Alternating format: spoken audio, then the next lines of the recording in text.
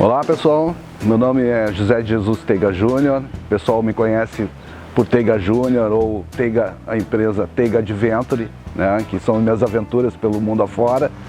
Eu tenho 53 anos, sou fisioterapeuta, administrador de empresa, tenho alguns cursos de pós-graduação e graduação no ramo de logística, de transporte, metodologia do ensino superior, fui professor durante 10 anos, enfim, e eu comecei no motociclismo, eu me considero motociclista desde a primeira vez que eu ganhei uma bicicleta, né?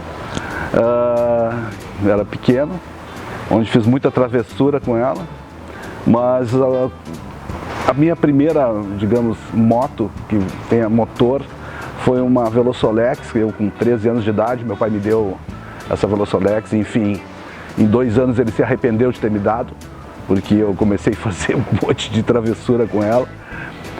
Passei um tempo tendo motos que ele não sabia, meus pais não sabiam, eu tinha com amigos, enfim, depois nunca muito focado nessa questão de viagens. Em 2004, enfim, eu troquei essa minha gestão profissional que eu tinha nas minhas empresas e resolvi entrar forte em 2008 no ramo do motociclismo. Bom pessoal, falando sobre uma viagem inesquecível, eu posso dizer que a top foi em 2013, que eu fui para o Tibete, e lá do Tibete fui até o base camp do Everest.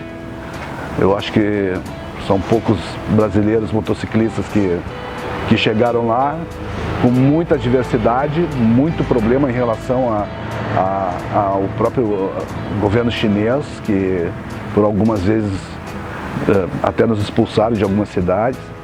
Mas enfim, foi um desafio muito grande, porque ficar muito tempo acima de 5.000 metros não é para qualquer um não, mas foi essa aí. A maior dificuldade, bom, primeiro o deslocamento até lá, ele é complicado, né, mas depois de estar lá, a maior dificuldade mesmo foi ter que ficar fazendo o governo chinês, assim, a cada 100 quilômetros eles paravam a gente nos postos para que examinasse toda a documentação. Eventualmente eles nos davam um papel com um horário para nós apresentar no outro local, com uma média de 40 km por hora.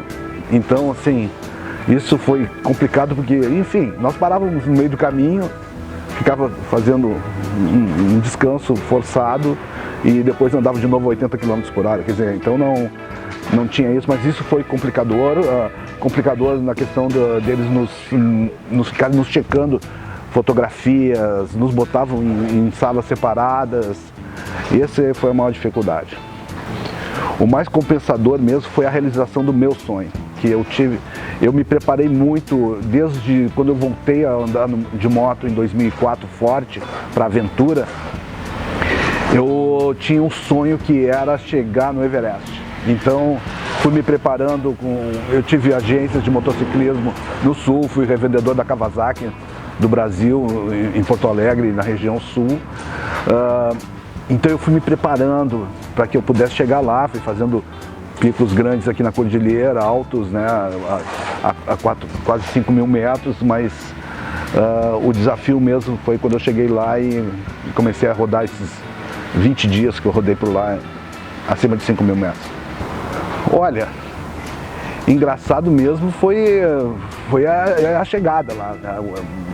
Porque foi tanta emoção em tu poder alcançar o sonho, e a situação engraçada foi essa mesmo, que no último dia nós dormimos a 4.300 metros, eu estava sem ar, todo mundo sem ar, usando oxigênio, e nós tínhamos um trecho que era 150 quilômetros de ida e volta no ripio, né, na pedra.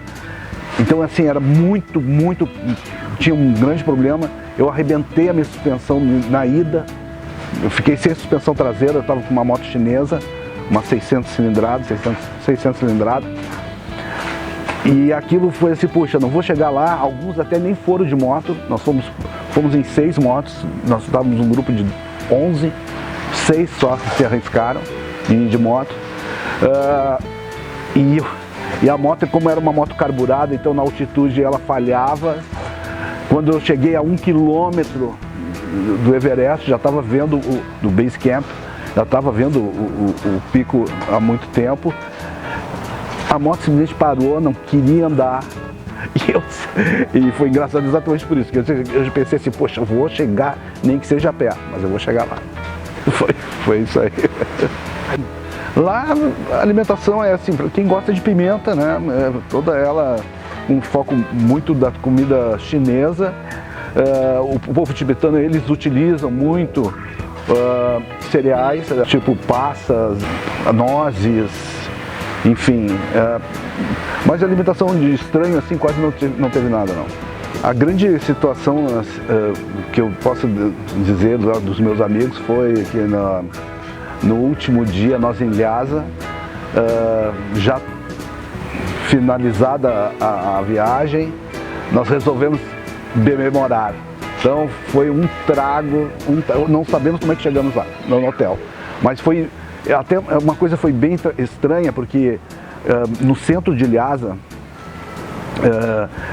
é tudo ele monitorado, porque tem muito atentado, enfim.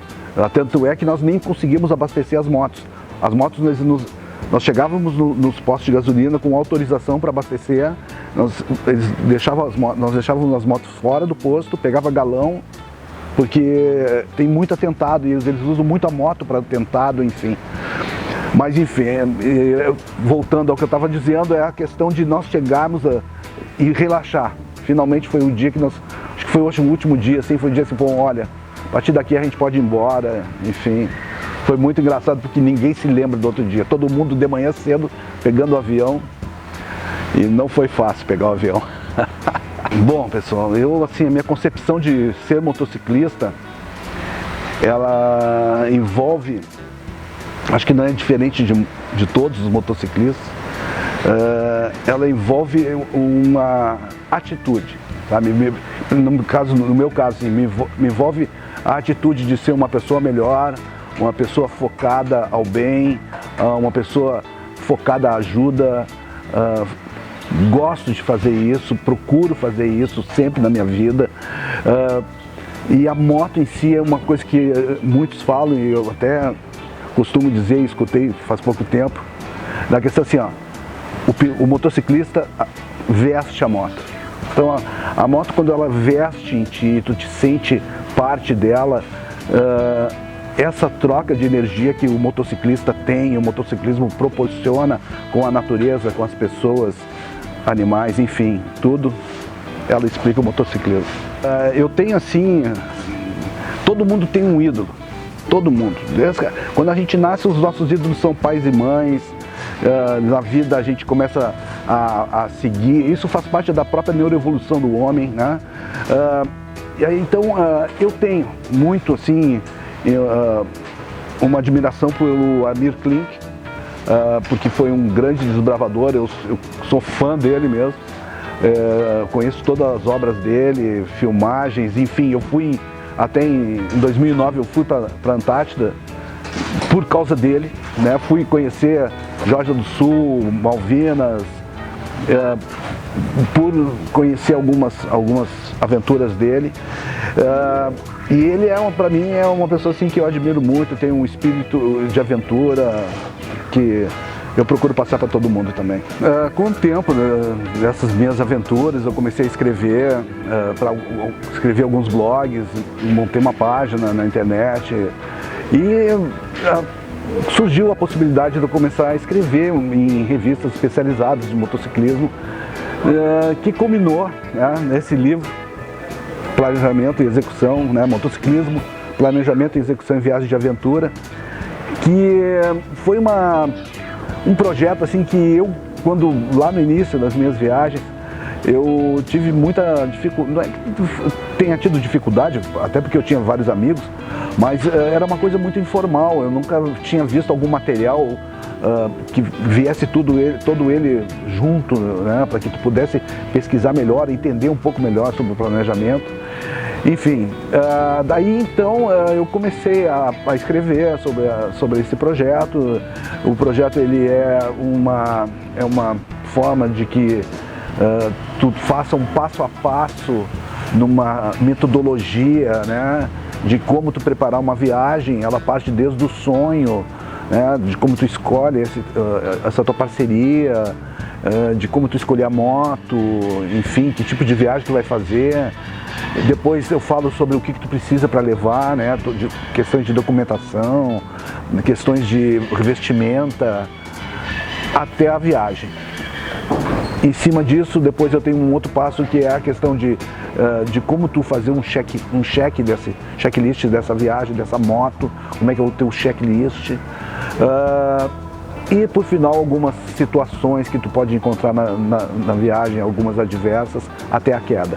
Que quase ninguém conversa sobre isso, mas eu acho que é muito importante tu falar sobre a queda para que não ocorra. Então, basicamente é um livro não é comprido, ele é fácil de se ler e eu estou muito satisfeito, assim, muita gente me dando retorno sobre ele.